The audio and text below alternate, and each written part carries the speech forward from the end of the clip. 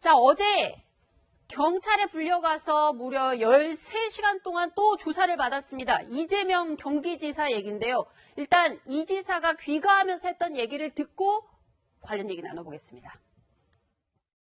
충실히 제 입장 그리고 과거 사실들에 대해서 소명했습니다.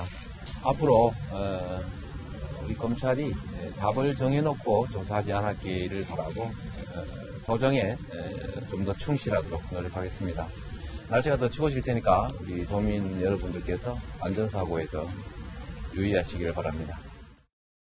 황 부대변인님, 지금 이 지사 표정 보니까 13시간 동안 조사를 받았음에도 불구하고 굉장히 좀 담담합니다. 어떻게 보셨습니까? 아마 변호사고요. 그동안 조사도 많이 받았을 것이고 아마 검찰이 어떤 걸 물어볼 것이다라는 걸 충분히 알고서 갔을 것 같습니다. 본인이 할 얘기 충분히 했을 것 같고요. 13시간 정도면 혐의는 6가지였습니다만 주요 가장 중요한 핵심적인 거는 이제 친형 강제 입원 부분이었습니다. 네. 그 부분에 대해서 지금 이제 나오는 얘기들이 결국은 그 당시에 보건소장이 한 분이 인사조치됐다는 거, 그다음에 한 분은 다시 또 굉장히 심적 압박을 받아서 하려다 말았다는 거. 근데 거기서 쟁점이 뭐냐면 네.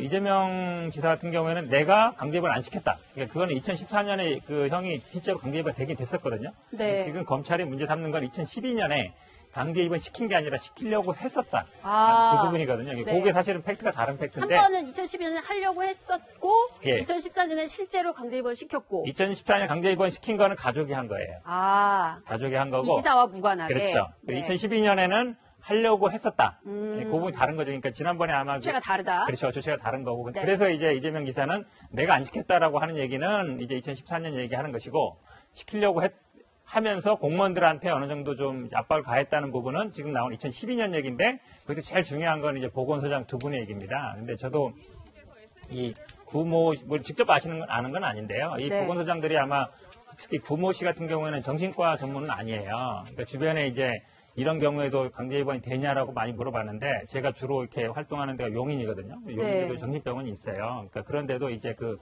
보건소장이 여러 군데 물어본 것 같은데 대부분 아마 그 보건소장이나 이런 분들이 단순히 어떤 이 법률적으로만 판단한 게 아니라 의학적으로만 판단한 게 아니라 그 당시 시장의 형이었거든요. 네. 그 부분에 대해서 굉장히 이제 어찌 보면 심적 압박이 있던 거예요. 단순히 그렇지 않습니까? 왜냐하면 단순히 그냥 거리에서 물론 단체장이 그런 정신보건법에 의해서 네. 강제 입원을 시킬 수 있는데 그래도 친형이었기 때문에 그분에 대해서 심적 압박을 받았다는 부분인데 네. 이 부분이 제가 보기에는 굉장히 수사에서도 굉장히 중요한 관건이다. 아. 그 보건소장들이 어떻게 받아들였는가. 네. 그다음에 그 인사 조치가 그러니까 지시를 불행했기 때문인지 아니면 이 지사 얘기처럼 정기적인 인사였는지. 근데 결국은 지금 그 전 보건소장 그 구모 씨 얘기는 내가 원래 의사가 아니었는데 네. 경기사가 아니었는데 이 조치를 내가 이행하지 않았기 때문에 불이익을 당한 것 같다 이렇게 진술하고 있다고 알려져 있어서 이 부분에 따라서 제가 보기에는 직권남용이 되냐 안 되냐 아주 중요한 포인트라고 봅니다. 네.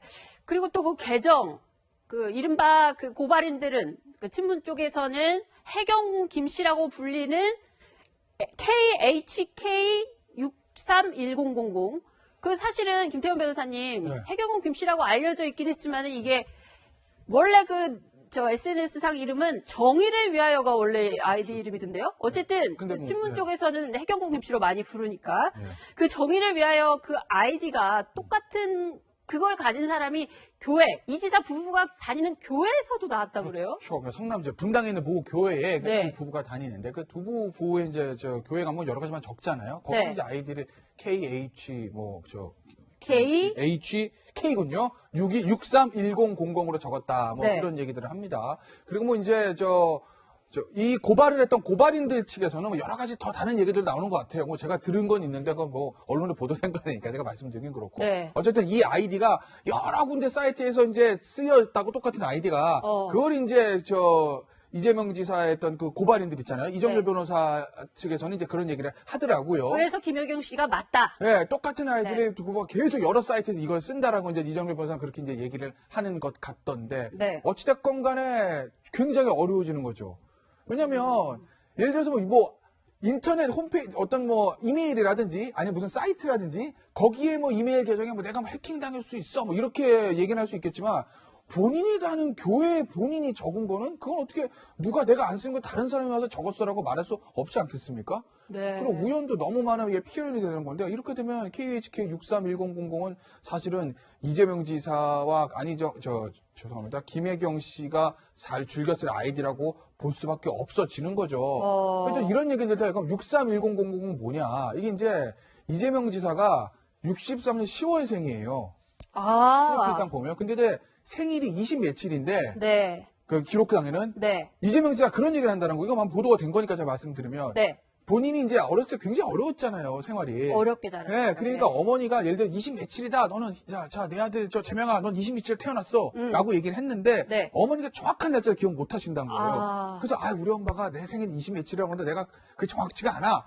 라고 하면서 631000으로 쓰는 거다. 네. 그래 굉장히 이재명 지사한테는 의미가 있는 숫자잖아요. 뒤에 네. 00으로 붙여놓은 게 어떻게 보면 본인의 불우했던 어떤 어린 시절을 나타내는 상징과도 같으니까. 네. 그래서 KHK는 631000 요거는 이재명 지사의 아이디가 맞다. 그리고 이게 이제 분당 이제 이 교회뿐만 아니라 다른 여러 이제 우리 이제 뭐 예를 들면 뭐 홈쇼핑이라든지 네. 그다음에 뭐 그 구매하는 사이트 있잖아요. 이메일 필요한 데가 많죠. 거기서 많이 예. 들어갔다는 거죠. 거기 다 이 아이들을 쓴다라는 게 이제 이재명 지사를 고발했던 이정렬 변호사 얘기예요. 그런데 이제 어쨌든 이렇게 많은 증거들이 언론을 통해서도 계속 나오고 있는데 이재명 지사 쪽에서는요, 어제 또 묘한 논리를 냈습니다. 뭐냐면 이재명 지사 지금 계속 공격을 당하고 경찰에 이런저런 수상한 것들이 드러나는데 그 문재인 대통령 아들 얘기를 꺼내 들면서 그 트위터 중에 고발된 얘기 중에 하나가 바로 대통령 아들의 취업 특혜와 관련된 얘기 때문에 내가 고발당했으니 그게 허위인지 아닌지 조사를 해볼 필요가 있다. 이런 얘기를 했습니다. 일단 본인 얘기를 직접 들어보고 어떻게 얘기했는지 정확하게 들어보고 관련 얘기 나눠보겠습니다. 오늘 SNS에 문준영 씨 특혜 의혹부터 조사해야 된다는 건 어떤 뜻으로 올린 겁니까? 그 제가 쓴 게 아닙니다. 저는 우리 문준영 씨 억울하게 음해당했다고 생각하고 있습니다.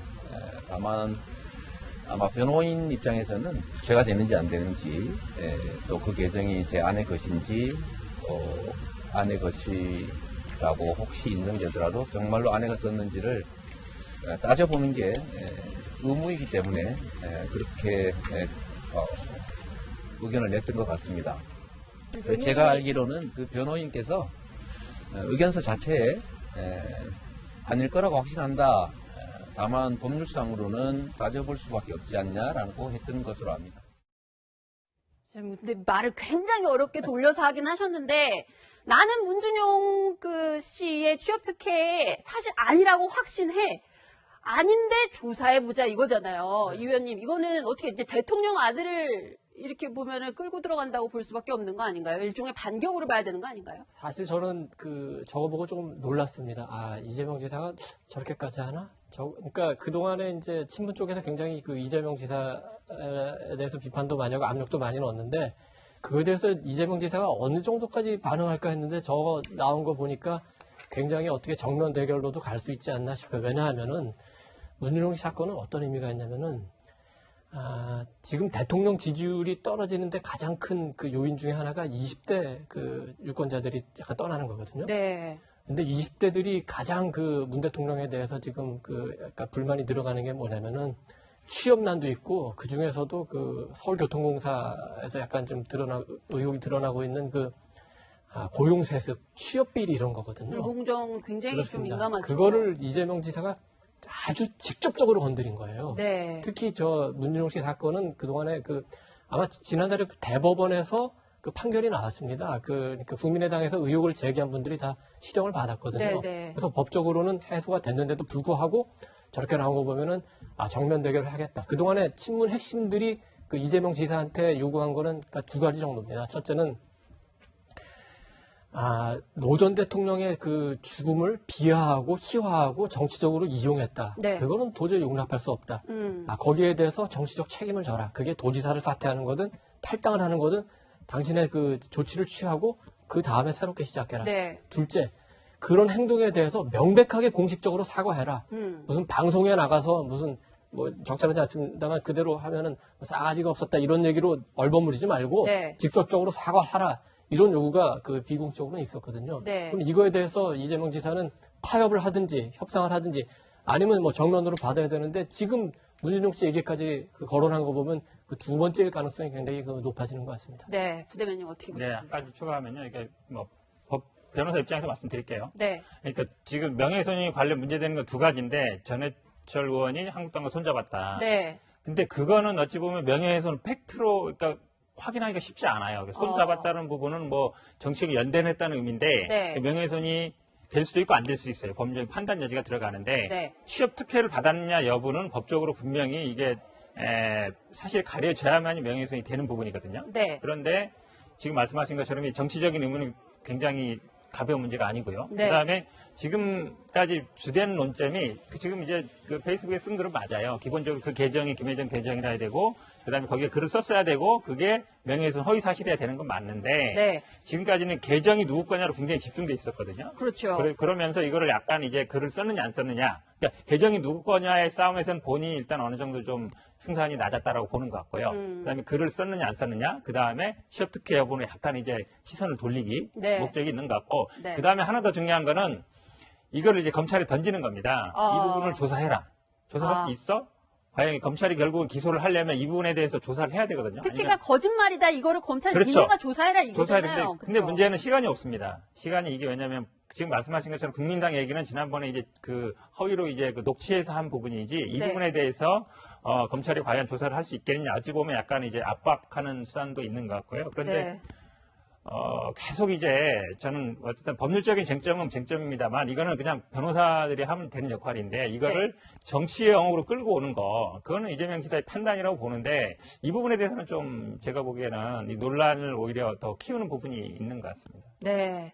자, 어쩌다 보니까요. 이재명 지사까지 어떻게 보면 민주당 잠룡 후보라고 할 수 있는 분들이 굉장히 지금 순환을 당하고 있는 시대인 것 같습니다. 그래서 세 번째 주제로 한번 이런 키워드를 잡아봤습니다. 보시죠.